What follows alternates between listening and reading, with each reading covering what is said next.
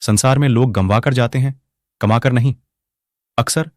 लेकिन हम समझते हैं कि लोग कमा रहे हैं। बाजारों में लोग कमाने में लगे हैं। पूछो तो जरा गौर से, क्या कमाकर ले जाओगे? क्या कमा रहे हो?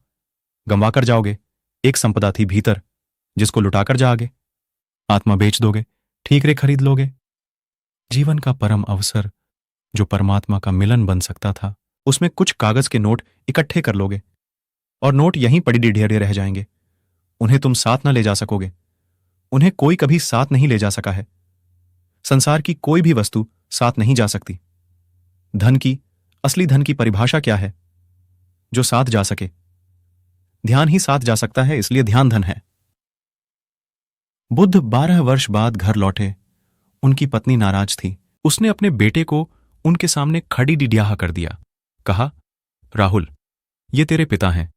ये घर छोड़कर भाग गए थे, अब मिल गए हैं। अब दोबारा कभी मिलना हो या न मिलना हो, इनसे अपनी वसीयत मांग ले। यह मजाक था, व्यंग्य था।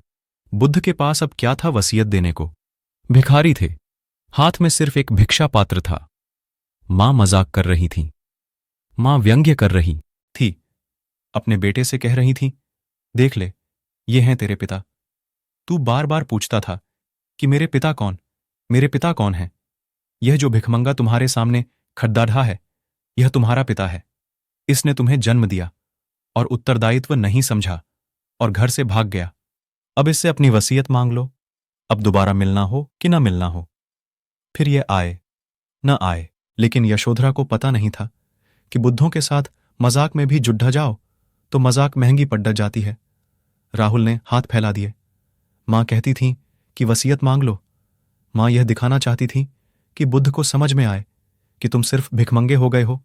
और क्या हुआ? पाया क्या? खोया बहुत। सम्राट थे, भिखमंगे हो गए। आज बेटा हाथ फैलाए, खड्डा है। तुम्हारे पास देने को एक पैसा भी नहीं है। यह क्या पाना हुआ? क्या कमाकर लौटे हो? मां यह कह रही थी।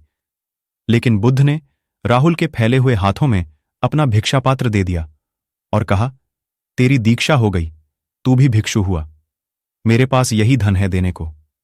मैं ध्यान लेकर लौटा हूं, ध्यान तुझे दूंगा। और यशोधरा को कहा कि तुझे भी मेरा निमंत्रण है। मैं परम संपदा लेकर लौटा हूं, तू भी उसमें भागीदार बन। मैं गंवाकर नहीं लौटा हूं, कमाकर लौटा हूं। मेरी आंखों में फिर से देख, यह वही आदमी नहीं है जो तुझे छोड़कर गया था। मेरे हाथ के भिक्षा पात्र को देखती है, मेरी आत्मा को देख, मेरी चारों तरफ झरती हुई आभा को देख।